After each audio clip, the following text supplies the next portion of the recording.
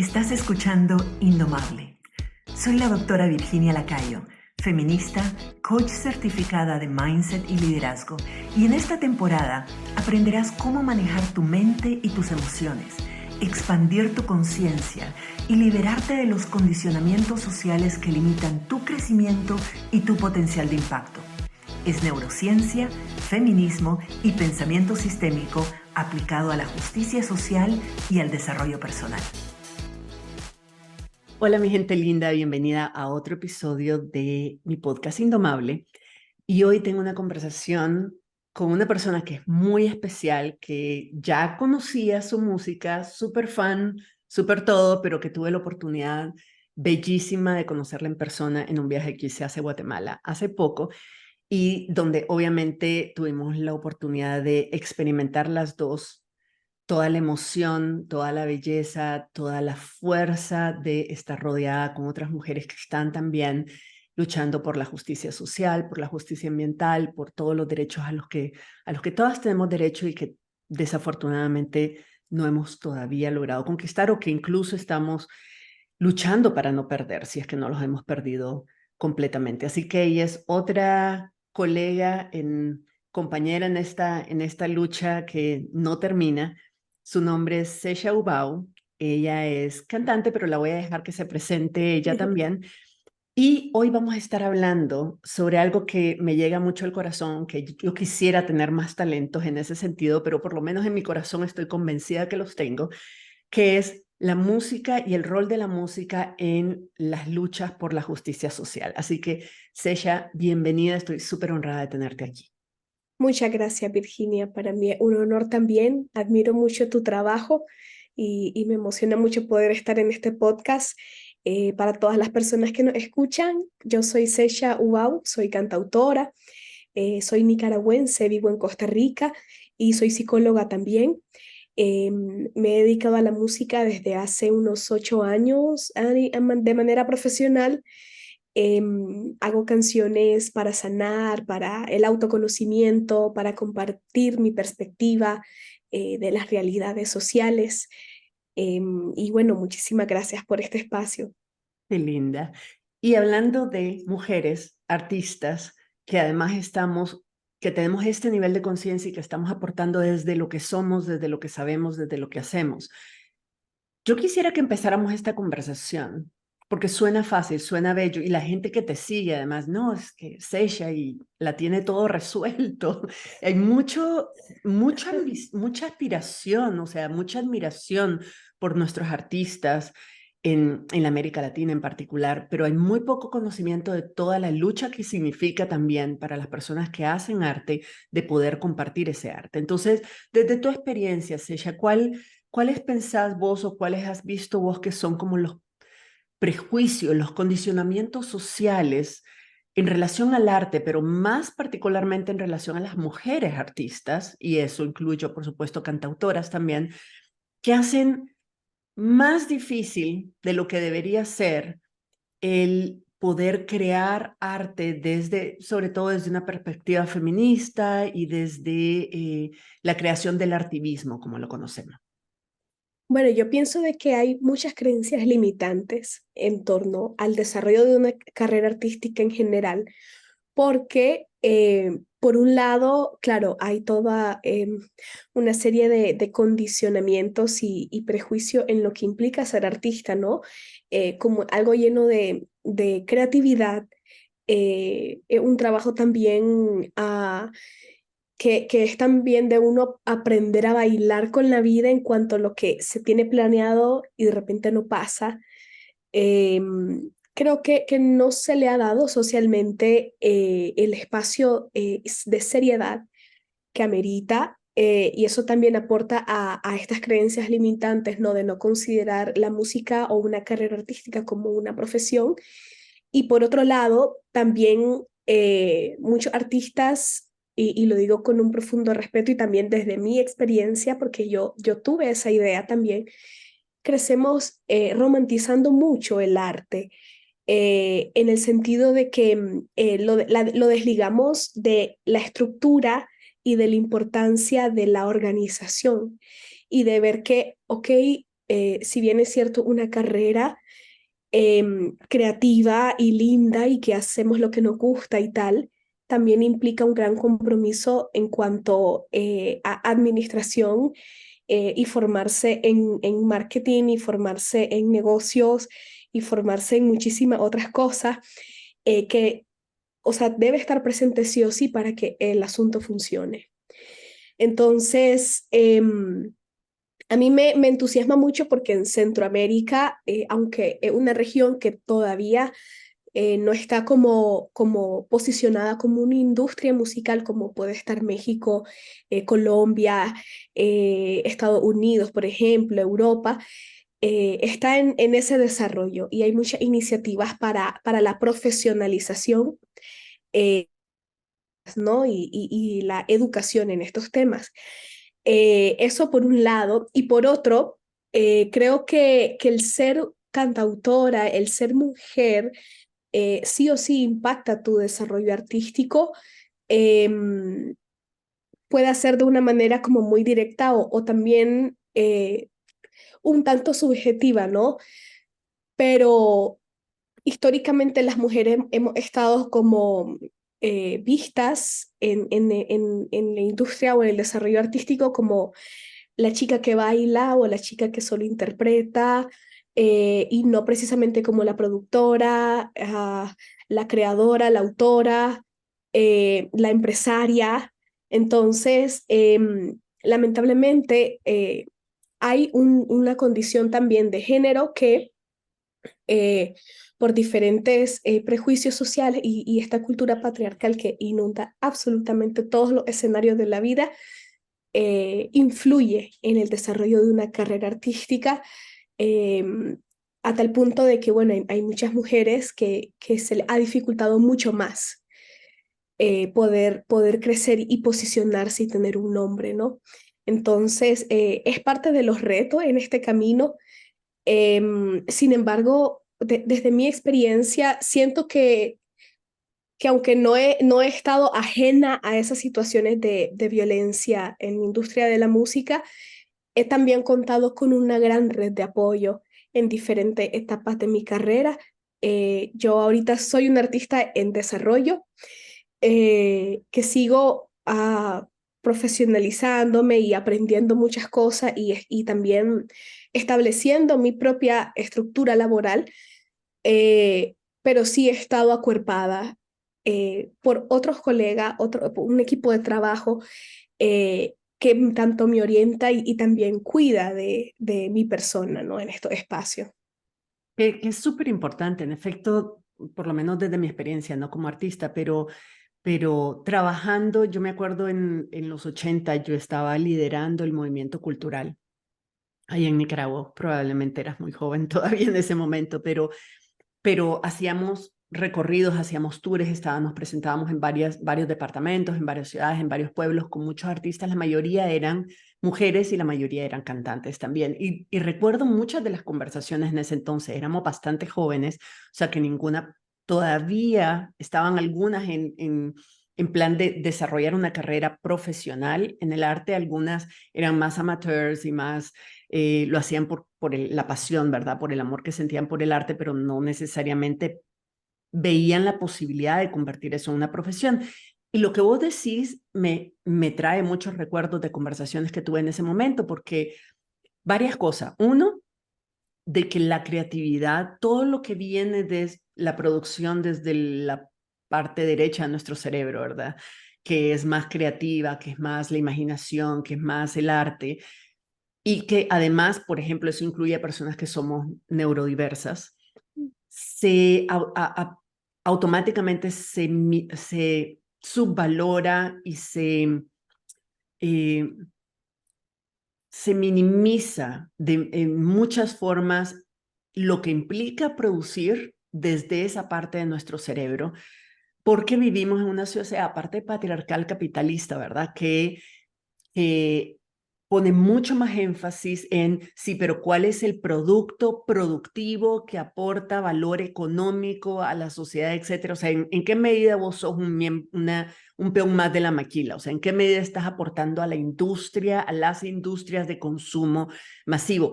Y la única forma entonces de ubicar el arte en una estructura capitalista, en una visión capitalista como es, o sea, dentro de este paradigma capitalista, es ubicar el arte como producto, ubicar el arte como mercancía. Y eso tiene muchas implicaciones, como vos mencionabas, también vinculada al género. O sea, el arte es mercancía, debería ser mercancía para ser valorado y por tanto la actriz o la cantante o la cantautora debería ser mercancía también. Y en particular en el caso de las mujeres. O sea, en general, la industria del entretenimiento, que es como lo entendemos aquí, sobre todo Estados Unidos ha promovido mucho no el concepto de cultura, sino el concepto de entretenimiento, que es muy distinto. En América Latina nosotras sentimos que tenemos una cultura, valoramos nuestra cultura y vemos la música como expresiones culturales. Aquí en Estados Unidos, que es una industria tan dominante, se ve como entretenimiento y el entretenimiento son mercancías para mantener al público entretenido, no necesariamente educado, no necesariamente crear conciencia, sino entretenido, distraído de la realidad, de las realidades y de la realidad social. Entonces, yo veo en mis colegas y en mis amistades que son artistas de varias artes, y lo veo en todos lados también porque pongo atención a ese tipo de cosas, como realmente es luchar con varios paradigmas al mismo tiempo, o sea, luchar con el paradigma de que la creatividad no tiene un valor per se, sino que es sobre todo un hobby, que es algo que es más infantil, está más asociado con los niños, entonces no terminas de crecer cuando vas a madurar, cuando vas a tener un trabajo real, ese tipo de comentarios. Pero además ser mujer en la industria del entretenimiento automáticamente te pone en un ranking o en un rango de valoración eh, muy vinculado a tu imagen, muy vinculado a tu cuerpo, a tu proyección, a cómo te desenvolves en el escenario, a qué tanto atraes al público y qué tanto lo conservas. Y eso incluye el contenido del arte. En este caso, por ejemplo, la letra de las canciones, de que se espera, sobre todo en el caso de las mujeres, aunque tenemos ahora cantantes divinas, muchísimas, incluyéndote, que están rompiendo con esos estereotipos y que están produciendo contenido mucho más profundo, mucho más rebelde, mucho más irreverente, mucho más cuestionador de los sistemas en los que estamos, ¿verdad? Pero en general venimos de una industria que lo que premia es de que te conviertas en una mercancía de entretenimiento, de distracción, de hacer a las personas sentir bien, no necesariamente incómodas, ¿verdad? Con la letra, con los contenidos, sino hacerlas sentir bien y que puedan olvidarse de los problemas y de las realidades que están viviendo. Vos sos una de las cantautoras que yo conozco que hace exactamente lo contrario. O sea, que dice, no, te voy a incomodar, voy a reflejar algunas cosas que estoy viendo en la realidad, vamos a hablar de temas profundos, te voy a hacer reflexionar sobre cosas y eso representa en sí mismo un reto. ¿Cuál ha sido tu experiencia, tu historia sobre eso, con tus Fíjate contenidos? que yo siento que hago lo que hago porque en un momento de mi vida yo lo recibí así. Y primeramente es lo que sé hacer. Utilizar la música como una forma de comunicar. La música es un hecho social y eso es muy delicado porque ya sea con que la intención esté en entretener o en hacer reflexionar, lleva un mensaje que el cerebro, por cómo funciona nuestro cerebro mamífero, lo retiene y se queda como una creencia.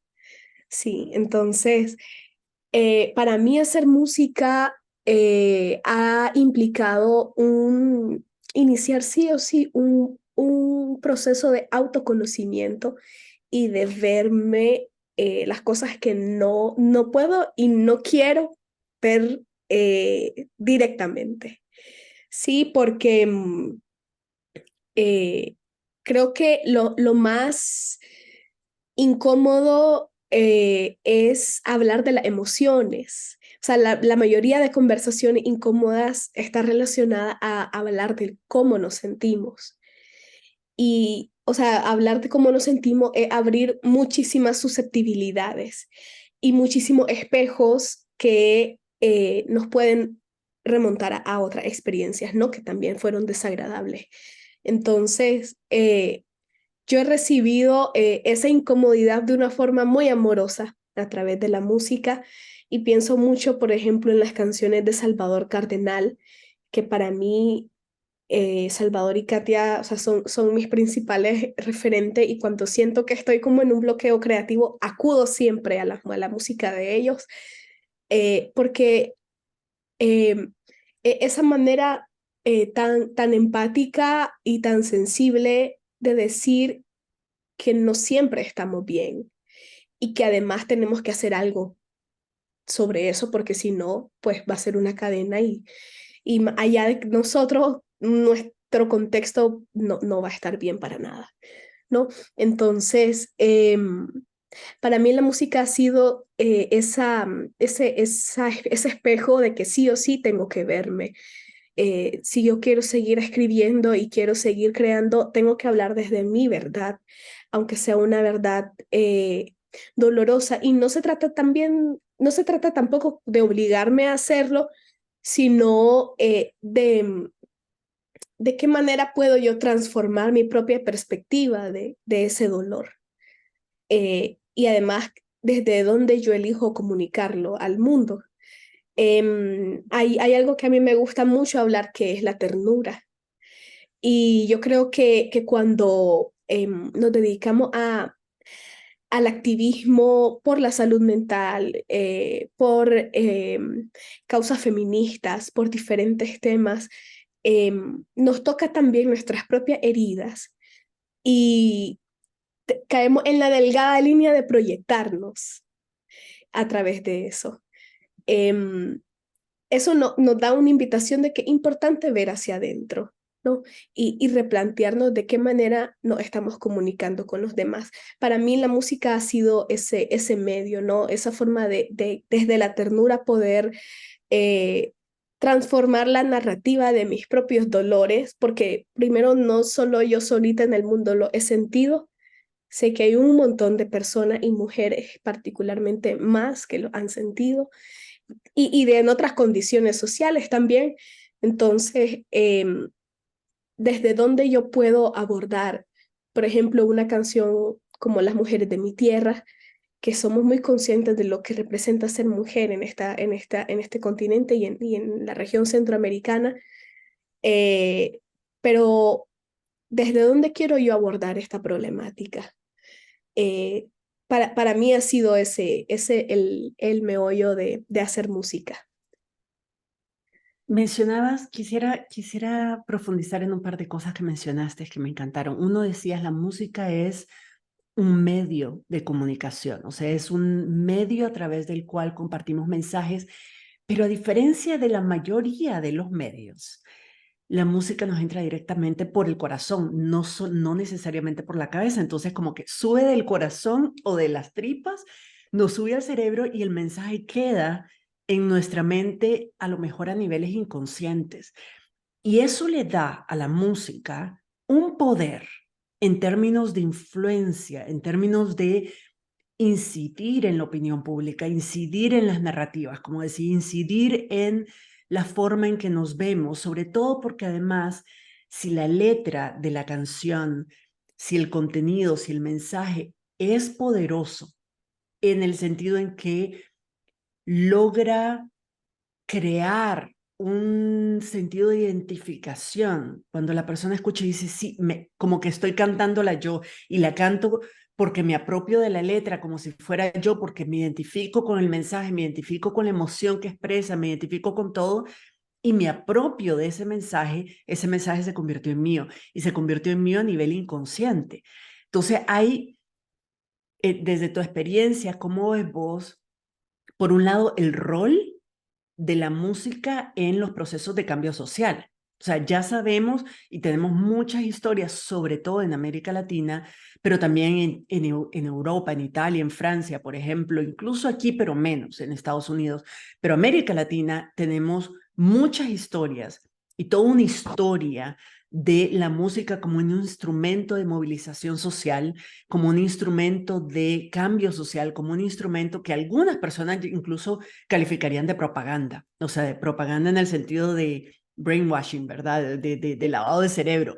dependiendo de quién lo usa, pero está claro de que hay mucho poder en la música como instrumento de cambio social. Entonces me gustaría un poco que conversaras sobre eso, de cuál es tu experiencia, cuál es tu visión del rol de la música y por tanto de la responsabilidad de las personas que son autoras o cantautoras en relación al poder que tiene la música en términos de el subconsciente humano. Totalmente. La música tiene ese poder de acercarnos como seres humanos, de hacernos sentir parte de una comunidad. Y tocar esa fibra del sentido de pertenencia es increíble, es clave en cuanto a qué decisiones tomamos, ¿no? Y qué es lo que elegimos. Em, la música es una forma de hacer memoria también. Y las transformaciones sociales que por supuesto están atravesadas por la memoria colectiva, eh, se respaldan a través de los resultados creativos, ¿no? De esta experiencia, de un poema, de una canción.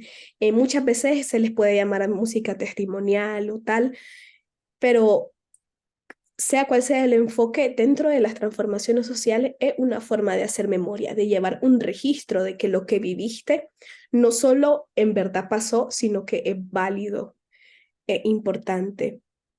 Y eso también, claro, es muy hermoso reconocerlo y también, como comentaba Virginia, una gran responsabilidad que yo pienso que tiene que ver también con nuestra intención como compositoras y compositores.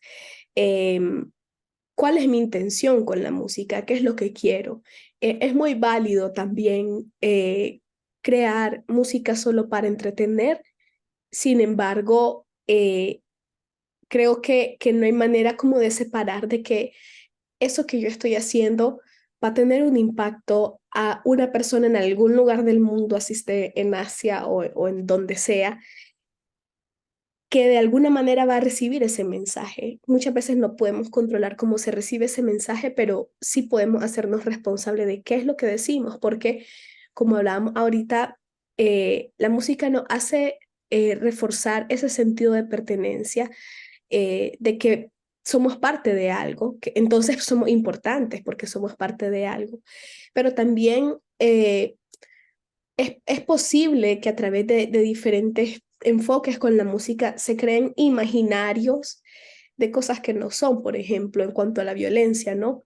Y toda esta narrativa que ha venido en los últimos años de contenido musical que hace referencia al cuerpo de las mujeres, al abuso y consumo de sustancias, a lo que implica que el poder, cómo se vive el poder en comunidades o en barrios con contextos económicos muy complejos. Entonces, sí es una gran responsabilidad y yo creo que es muy importante por eso empezar a voltear la mirada hacia adentro. Si eso es lo verdaderamente, o eso es lo que uno está buscando, ¿no? Como comunicador.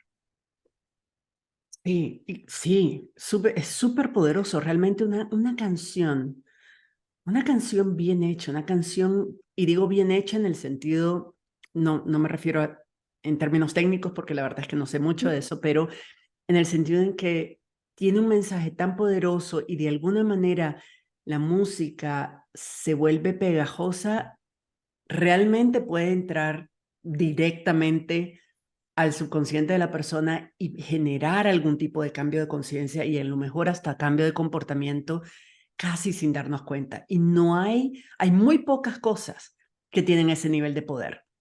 Porque, por ejemplo, podemos tener mensajes súper poderosos, súper fuertes, súper controversiales, súper todo, y a lo mejor los publicamos en un blog o ponemos una cita de lo que estamos diciendo en alguna de las redes sociales. La gente lo puede oír, lo puede comentar, puede quedarse como, ah, mira qué interesante, a lo mejor se acuerdan y lo vuelven a citar, pero cuando es una canción, la gente lo vuelve a escuchar. ¿Cuántas veces te vuelven a escuchar un discurso, verdad? O te vuelven a Así es. escuchar algún mensaje así como de opinión en un live, por ejemplo, en un reel.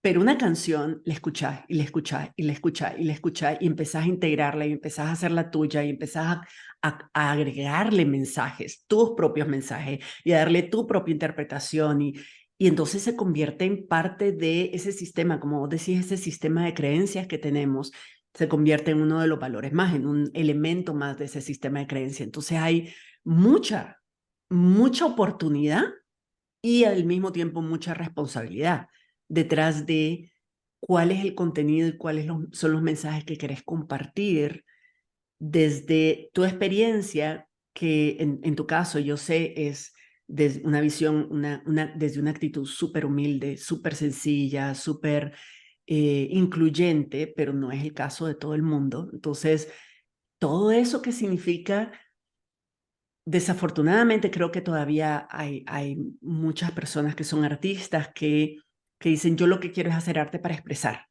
O sea, simplemente porque quiero decir lo que quiero decir y quiero decirlo de esta manera, con esta expresión, que puede ser musical o pintura o escultura o lo que querrás, ¿verdad? Poesía.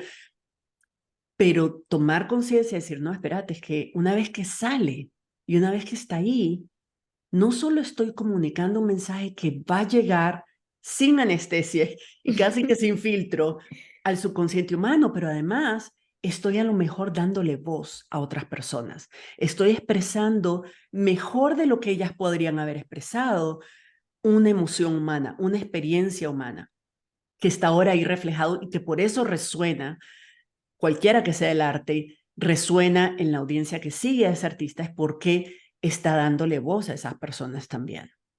Y sobre esto, contame un poquito, es más curiosidad, pero sobre todo porque yo sé de que vos tenés canciones de mucho tipo, o sea, muy, muy diversas, desde muy personales y emociones, de experiencias, emociones personales que resuenan con las personas que te seguimos, pero también canciones con contenidos más políticos, más testimoniales, más de luchas colectivas, etcétera. ¿Cuál es tu proceso creativo? O sea, yo no sé si uno, realmente es una pregunta que suena como, ¿cómo va a explicar a alguien esto, verdad? Debe ser imposible de explicar, pero trata de darme una idea. ¿Cómo es tu proceso creativo para crear ambos tipos de artes? Fíjate que hay una frase que a mí me encanta que dice, eh, la inspiración existe, pero debe agarrarte trabajando. Es decir, que este halo de luz que entra por la ventana y nos ilumina, sí es real, pero, Sí. pero hay que tener como el oficio eh, de cultivar la facilidad con las palabras. Y para mí el sonido, el vehículo de lo que yo quiero comunicar y en mi proceso creativo es muy variado, la verdad. Muchas veces puede ser, o sea, veo algo muy estimulante, una película o conversaciones que escucho en la calle, o de repente me doy cuenta de algo que pasó en mi familia, porque me gusta mucho también ir de vez en cuando a escarbar cuáles son esas historias eh, pasadas. Ah, y también puede ser incluso un poco metódico, ¿no? Desde sentarme a... Hay un ejercicio que a mí me gusta mucho que es la escritura automática, que es de sentarme a escribir cualquier cosa que se me venga a la mente desde, por ejemplo, pan, croissant. Hoy fui al supermercado, hasta que, aunque no tengan cosas, aunque no tenga un sentido o un orden lógico, estar en contacto con las palabras hace que me familiarice y que puedan surgir de una forma más sencilla. Eh, Puedo decirte que soy rumiante, ahí ando buscando ideas y paso semanas o meses rumiando ideas hasta que me siento con la guitarra y siento de que tanto lo que voy haciendo musicalmente me da la pauta para seguirlo, lo, el aspecto literario, como lo literario me da también como la guía de cómo puedo continuar musicalmente. Y así siento que ahorita estoy en un momento de colaboraciones, también de acudir a otros colegas, de compartir ideas, de nutrirme de ellos. En otro momento también estuve como muy hacia mí, muy solita yo escribiendo, desde lo que se me ocurría y tal. Entonces es bien variado, es muy variado, pero creo que lo importante es estar en ese constante contacto con las palabras. Hay algo que a mí me gusta y que a veces cuando lo comento a la gente se queda un poquito asustada porque yo soy muy fan de las batallas de rap. Me encanta el rap, me encanta el freestyle y me parece admirable cómo ellos y ellas como improvisadores se preparan para decir algo incluso súper poético y además cargado con una emoción tan fuerte, ¿no? Como la rabia. Porque al final el rap desde su origen pues, es también una forma de lucha social ante la injusticia y tal. Pero la manera en que entrena una persona que se dedica al freestyle, yo creo que todos los cantautores, es importante que nos interesemos desde buscar en un diccionario o en un generador de palabras en Google, que vaya sacando palabras así al azar y uno ir armando su frase hasta que pueda concretarse en algo con sentido. Trato de nutrirme de todo, la verdad, desde el rap hasta la última película Barbie que me encantó. O sea, todo para mí es un insumo muy grande. ¿Cómo haces? O sea, así es como mantienes tu creatividad, porque yo creo que todas nos beneficiamos. O sea, la razón por la que te estoy preguntando también es porque yo creo que mantener, ejercitar el músculo creativo es algo que todas necesitamos hacer, aunque no todas consideremos que tenemos el talento de ser artistas y de producir arte de esa forma, pero realmente hay muchas expresiones artísticas de todas maneras y la creatividad es algo que es humano, pero nos han enseñado desde pequeñas, o sea, era muy válido y valioso cuando eras chiquita, pero después, en la medida en que vas creciendo, es como que menos creatividad, menos imaginación y más realista y más concreta y más práctica y más productiva, lo que importa es generar ingresos, ¿verdad? Entonces, mantener ese músculo entrenado. Realmente, bueno, a mí lo que me fascina del cerebro humano y lo que me fascina de la capacidad creativa del cerebro humano es que yo le digo a la gente, mira a tu alrededor, probablemente no hay nada a tu alrededor, excepto ni siquiera las plantitas de la macetera. Tal vez excepto afuera si tenés el privilegio de vivir en un lugar donde hay naturaleza afuera, puedes ver la naturaleza, eso no fue necesariamente creada por el ser humano. Pero el resto, todo lo que ves, no existía y fue creada por la imaginación de alguien que dijo, ¿y si hacemos esto? ¿Y si creamos esto? O sea, la capacidad de crear que tiene nuestro cerebro como personas humanas es maravillosa, pero la tenemos súper limitada porque la subestimamos y no la ejercitamos, ¿verdad? Lo suficiente. Entonces, vos decís, una de las formas para vos de mantener ese jugo creativo fluyendo es ver el arte, apreciar el arte y la construcción creativa que otras personas hacen, es buscar adentro tuyo, es jugar con las palabras, que es uno de tus principales, digamos, hay otros que tienen los colores, pero las palabras son tu materia prima, la Sí. música, el ritmo es tu materia prima.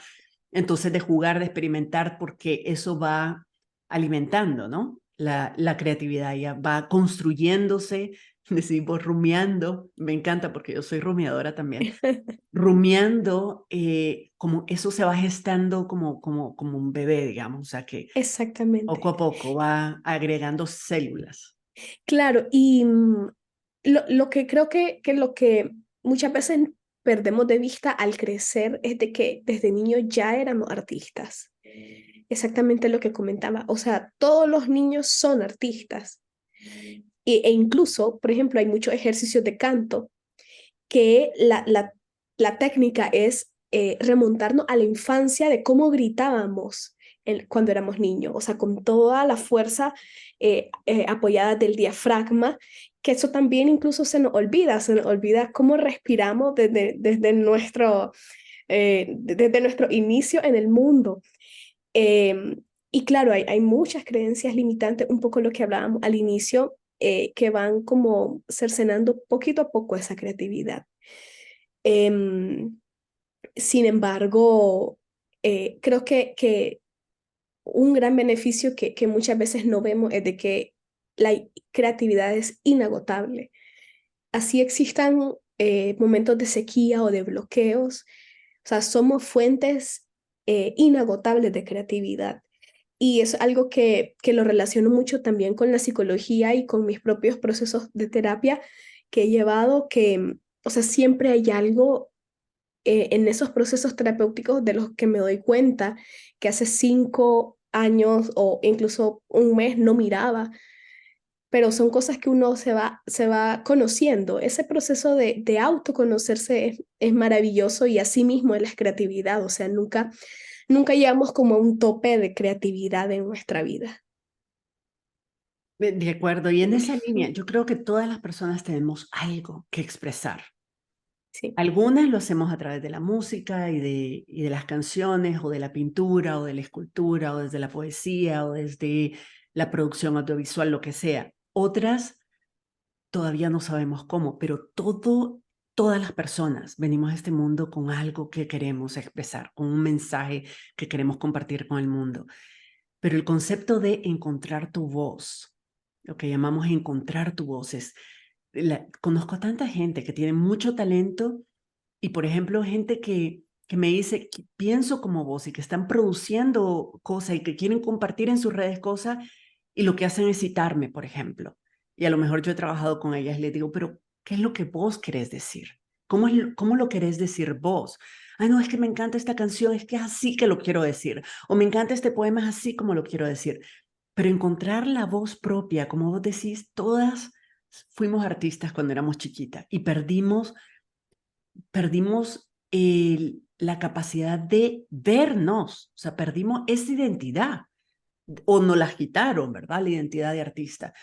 Y ahora a lo mejor, ya siendo más grandes, no sabemos cuál es nuestra voz, no sabemos cómo suena nuestra voz, cómo suenan nuestras palabras. Y no es que tenemos que inventar un idioma nuevo, pero cómo suena nuestra voz cuando le ponemos nuestro mensaje, le ponemos nuestra historia, le ponemos nuestra experiencia, le ponemos nuestra voz, ¿verdad? ¿Cómo hiciste vos? ¿Y cómo a lo mejor puedes recomendar a las personas que nos están escuchando qué podemos hacer para encontrar nuestra voz personal? Uh, Es una pregunta muy profunda, me encanta. Yo creo que cada uno encuentra la manera y son maneras muy diferentes. Para mí, yo siento que la importancia de estar en contacto con otras realidades me hizo a mí ampliar la perspectiva de mi propia vida, de darme cuenta de que muchas cosas que yo había vivido no eran normal precisamente, que habían otras formas de relacionarse entre los grupos de personas, entre los grupos de niñas en el colegio. Em, y lo que a mí me ayudó mucho fueron mis amigas, como a ver, yo era una niña muy reactiva, muy llena de rabia, peleaba mucho. Y mis amigas me ponían límites en el colegio. Y por supuesto, cuando me decían que eso que yo hacía y decía no estaba bien, no era amable, no era sano, o sea, mi cerebro hacía como un plot twist porque como que esto no es normal. Y creo que a través de eso fue que fui como descubriéndome cuáles eran los comportamientos y las situaciones que yo asumía como mías, pero que realmente no me pertenecían. Y que además, ¿cómo puedo yo construir mis propias formas de ser yo? Entonces, la música siempre estuvo ahí, de una forma muy honestamente sin buscarlo, sin planearlo, pero creo que fue como esas salvavidas que mi familia, mis padres me dieron, ah, de decir, esta es una herramienta, aquí hay algo. No sabía qué, pero había algo. Em, entonces para mí fue como el darme cuenta de que hay otras formas de vivir y que yo también puedo encontrar mi propia forma de vivir. Em, y bueno, estar en estudiar psicología fue para mí a una revelación muy grande durante 5 años de la carrera, porque cada aspecto que estudiaba era un espejo, ¿no? Y Ok, pero eso yo también lo tenía, desde una cosa tal vez como muy aterrizada hasta cuando ve una lista de síntomas y decir, ok, yo tengo eso, pero no, pues. Entonces, nutrirme de otras perspectivas me ayudaron mucho a empezar esa búsqueda de quién soy. Y siento que en este momento de mi vida tengo muy claro muchas cosas. Hay otras que sigo descubriendo, que sigo investigando. Creo que me estoy también enfrentando a otro momento de hacerme estas preguntas como la maternidad, el matrimonio, el proyecto de vida, en cuanto al económico, otras preguntas que hace 3 años realmente no estaban en mi cabeza, pero que han empezado ahí a asomarse y a saludar. Entonces, es un camino que no acaba también. Así como la creatividad infinita, también el conocerse a uno mismo es infinito. Es cierto, sobre todo porque si estamos haciendo las cosas bien, estamos cambiando constantemente. Entonces no terminamos Sí, de conocernos porque cuando ya teníamos las respuestas, pues nos cambiamos las preguntas, entonces tenemos que volver a empezar, exactamente. que es una belleza del proceso. Quiero tal vez contribuir a esa pregunta desde la experiencia de personas que a lo mejor no son artistas o no se consideran artistas, aunque yo creo que son muy talentosas igual, pero incluso en términos de lo que compartimos. O sea, ahora tenemos la oportunidad de tener acceso a tecnología que antes no teníamos, hace algunos años no teníamos. No solo el Internet, pero las redes sociales, los equipos, o sea, ya con un celular grabas un video y haces un audio y hasta grabas una canción y bueno, no es una grabación profesional, pero es suficiente como para compartir. Entonces, el acceso a los recursos, a los medios de producción, llamábamos en la época, ¿verdad? Ahora hay mucho más. Y sin embargo, con todo ese recurso, con toda esa disponibilidad de espacios y de tecnología para poder expresar lo que realmente pensamos desde nosotras, yo sigo viendo muchos mensajes repetidos, sobre todo cuando en lo que respecta a mensajes que tienen que ver con desde las luchas sociales, desde por qué y el cómo y para qué y qué significa y etcétera, etcétera, y todos los análisis, hasta cosas como mensajes más súper profundos, pero que se han superficializado un montón, como por ejemplo la importancia de conocerse a uno misma, la importancia de la conciencia personal, del trabajo espiritual, del autocuido, etcétera, etcétera, la salud mental, emocional. De repente hay una sobredosis de clichés en los medios de comunicación y para mí y en las redes sociales.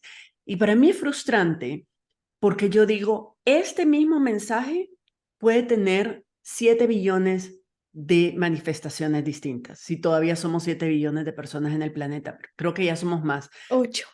8 billones, imagínate. Bueno, pero sin contar a los más chiquitines, ¿verdad? Sí. Pero por lo menos 7 billones de expresiones distintas de la misma idea.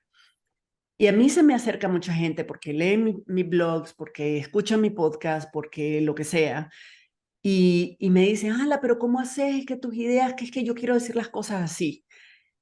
Y entonces yo les digo, mi experiencia, encontrar mi voz para mí, y creo que es importante desmitificar esto un poquito. Yo les digo, la verdad es que yo no creo que hayan ideas o conceptos absolutamente originales en el sentido en que nadie en el mundo los había pensado antes, pero ni de refilón.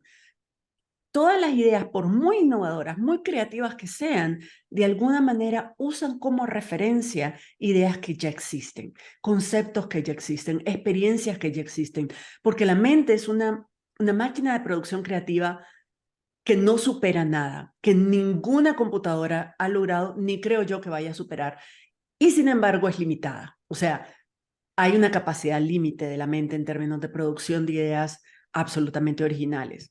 No digo que no las hayan, pero incluso las más originales, incluso ponerle el iPhone cuando salió, cuando Apple sacó el iPhone, ¿verdad? Y así el big boom por los teléfonos inteligentes y todo. Incluso eso estaba montado en ideas que ya existían antes. Lo que pasa es que es como, yo digo, una idea original realmente lo que es una idea bebé. Es decir, que agarras una idea que a lo mejor dijo alguien, leíste en un libro, escuchaste una canción, un poema, lo que sea, algo, y lo juntás con una idea que ya tenías vos, porque tu experiencia, porque tu visión, porque tus inquietudes, tus preguntas, y las pones en diálogo y entonces sale una idea bebé. Y la idea bebé es una idea original y es tuya, pero no es que tengo que pensar en otro idioma, en un idioma extraterrestre para producir algo. Y yo digo esto para desmitificar un poco el proceso creativo, desmitificar un poco lo que significa encontrar tu voz. Cuando la gente me dice es que yo nunca voy a poder decir las cosas como vos las decís, yo digo, bueno, agarrá lo que yo dije, ponelo por escrito y pregúntate, ¿en qué estoy de acuerdo yo sobre esto? ¿Por qué resuena conmigo? ¿De qué otra forma lo podría decir?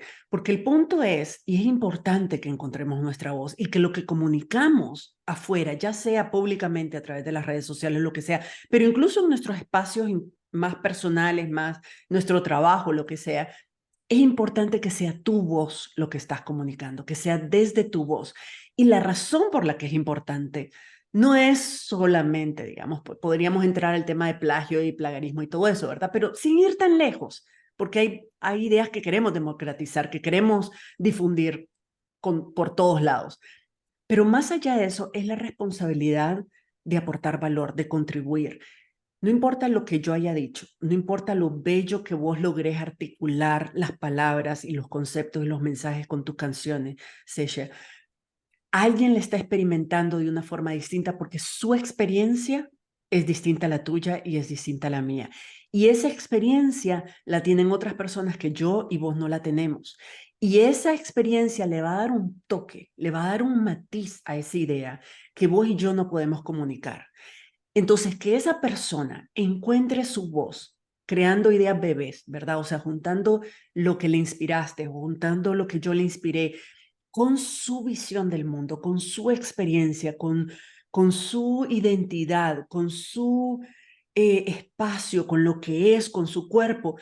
Todos esos insumos que le agrega a la mezcla para producir esa idea bebé va a hacer que esa idea bebé, primero, sea original y sea única, y segundo, resuene en otras personas de forma que vos y yo nos logramos resonar, porque nuestra experiencia es distinta. Entonces, para mí el tema de, sobre todo para las mujeres que nos han callado por tantos siglos y que han ninguneado nuestra voz, que han ninguneado lo que tenemos que decir y tenemos tanto que comunicar, para mí es súper importante, es como de mis banderas, de motivar, sí, pero sobre todo de despertar la conciencia sobre la responsabilidad social que tenemos de compartir ideas desde adentro, desde lo que somos y desde lo que hemos vivido y desde lo que pensamos y desde lo que creemos, porque esa idea que es tuya, tuya, no es de nadie más, aunque se parezca. Pero el hecho de que tenga tu matiz, que tenga tu color, tu perfume, tu tono, tu lo que sea, hace que hay alguien que la va a escuchar de forma distinta a la que escuchó viniendo de mí o viniendo de vos. ¿Estás de acuerdo? Totalmente, totalmente de acuerdo. Entonces, Sí. esa es la incentivación. Entonces, el siguiente paso es, y tal vez para cerrar esta conversación, que si no, yo ya vi que talarnos un buen rato, una vez que encontrás, una vez que a lo mejor, o sea, tenemos las personas que decimos, no me atrevo porque yo, ¿qué voy a decir? Yo no tengo nada que decir. Ahí está la respuesta. Sí, tenés cosas que decir, lo que tenés es que realmente preguntarte. O sea, yo creo que esa es la principal forma, es preguntarte a vos misma, ¿qué es lo que tenés que decir? ¿Es tu experiencia, tu mensaje que solo vos podés compartir? Pero después está el siguiente paso, que es compartirlo. Y compartirlo implica mucho, requiere mucho valor, de nuevo, sobre todo para las mujeres. Y hay lo que conocemos como el síndrome del impostor o la impostora, que hace que no nos sintamos. Síndrome de la impostora es simplemente decir, ¿quién soy yo para decir esto? ¿Quién soy yo para publicar esto? ¿Quién soy yo para compartir esto? ¿Quién soy yo para creer que soy un artista y que puedo y que canto bien o que puedo crear música, o que puedo crear pinturas? O sea, ¿quién soy yo para? Ese es el síndrome del impostor, es dudar de que somos suficiente algo, llena el blanco, para compartir lo que queremos compartir, que es nuestro y que es nuestro mensaje. ¿Cuál fue tu experiencia? ¿Cómo has lidiado vos? Porque además no es algo que uno tiene y se va como en la adolescencia, ¿verdad? Es algo que vuelven oleadas por periodos de nuestra vida. ¿Cómo lidias vos con el síndrome de la impostora? ¿Cómo lo superás? ¿Qué recomendaciones notas al resto de nosotras? Fíjate que sí he tenido ese síndrome de la impostora. Puedo decirte de que en estos momentos menos, pero para mí ha sido una lucha constante en calmar esa vocecita de, pero no tenés la experiencia suficiente para. Por ejemplo, hace poquito empecé a hacer videos sobre temas de psicología y yo decía, ok, afuera de mi teléfono hay 40.000 psicólogos y psicólogas que tienen 20 años y ¿quién soy yo para venir a hablar de esto si salí de la universidad en el 2021? ¿No? Pero es también un retarme a hacerlo. Y pienso mucho en una palabra que la conocí por mi hermana, que es el cringe. Y es como, ok, tal vez yo verme haciendo esto me da cringe, pero lo hago aún así. Y me voy a dar el permiso de darme a mí misma cringe, entre comillas, hasta que ya lo vea algo que no es cringe precisamente. Sí, es como un poco un poquito de terapia de exposición, como me atrevo, eso, me atrevo. Y así esté pensando por horas de que no tiene sentido, esto no es verdad, esto tal cosa. Hay 40.000 personas afuera que lo pueden hacer mejor. Sí, es cierto. Y también van a haber otras 40.000 personas que lo van a hacer mejor que esas otras personas y otras 40.000 personas que lo van a hacer mejor que quienes lo hacían mejor. Y está bien, pero primero es parte también de mi proceso de aprendizaje, atreverme a hacer estas cosas. Y segundo, porque también mi experiencia es válida. Entonces, creo que mi forma de lidiar con eso es simplemente cerrar los ojos y aventarme a hacerlo, pero también de reconocerlo, ¿no? Y también de como de ir persiguiendo un poco estos pensamientos, como tratar de observarme y darme cuenta en qué momento aparecen estas cosas, eh, en dónde estoy físicamente, incluso qué olores hay, qué ropa estoy usando cuando aparecen estos pensamientos. O si hay algo en especial que lo detona, si hay algún estímulo que me pueda recordar alguna otra experiencia donde quizás mi trabajo fue desvalorizado, ¿no? Em, Recuerdo mucho, yo tenía como unos 6 años e hice un verso de amor a mis 6 años. Entonces yo se lo enseñé a una prima y esa prima fue por toda la casa riéndose y corriendo con mi verso de amor y yo me sentí horrible. Entonces yo me convencí de que yo no podía hacer canciones.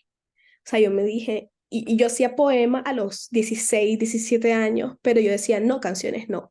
Y ya tocaba piano, y ya tocaba guitarra, pero no hacía canciones. Entonces fue hasta que un amigo me puso el reto de hacerlas. Y a mí me gustan los retos. Entonces es también ok, tal vez siento que me puedo dar cringe, pero lo hago. Y puedo estar súper nerviosa, pero lo hago y también un poco ir cuestionando estos pensamientos, ¿no? Ok, me pasaba en un concierto recientemente que fue un concierto muy grande y además compartí con músicos, o sea, con una gran trayectoria y yo decía, literalmente, o sea, ¿quién soy yo para estar acá? Pero, o sea, me encontré con un público maravilloso, Virginia, con personas con una historia de vida muy, muy especial que estaban ahí por mis canciones. Entonces, poder recordarnos de que lo que hacemos tiene un sentido más allá de lo que nosotras podemos controlar, incluso es continuar validando ese trabajo por ahí.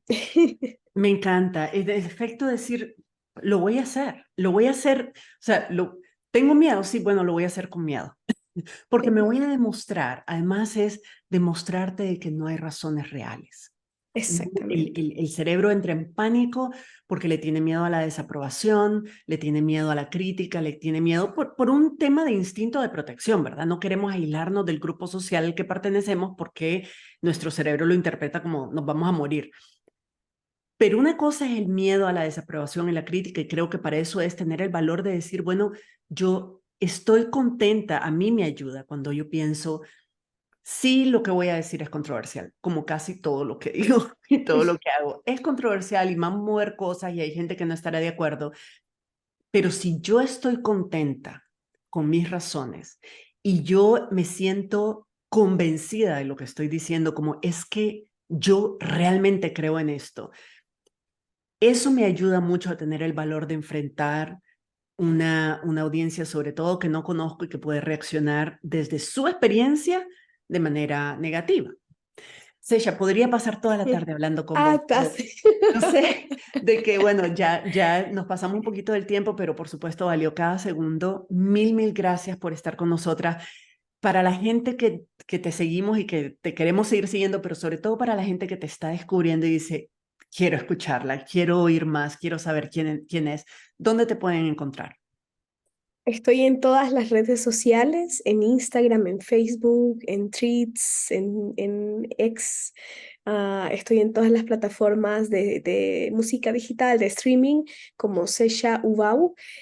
Pueden encontrarme en Spotify, en iTunes, en Apple Music. Muy pronto voy a compartir nueva música, así que pueden estar pendientes por ahí y ahí estoy, ahí estoy. Fantástico. Yo voy a compartir todos estos links en las notas del episodio para que nadie tenga que andar tomando notas ni buscando así. Simplemente van a estar ahí, pueden ir directamente. Muchísimas gracias Gracias a vos, Virginia. por esta conversación tan bella y esperamos tenerte por aquí de nuevo. Yo feliz. Muchísimas gracias, de verdad. Vale.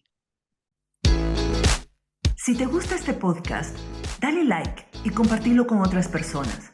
Y si no lo has hecho aún, suscríbete en mi comunidad en Substack para recibir directamente en tu correo electrónico nuevos episodios del podcast, herramientas y reflexiones que no publico en ningún otro sitio y que te ayudarán a llevar estos aprendizajes al siguiente nivel. El link está en las notas de cada episodio y en todas mis redes sociales.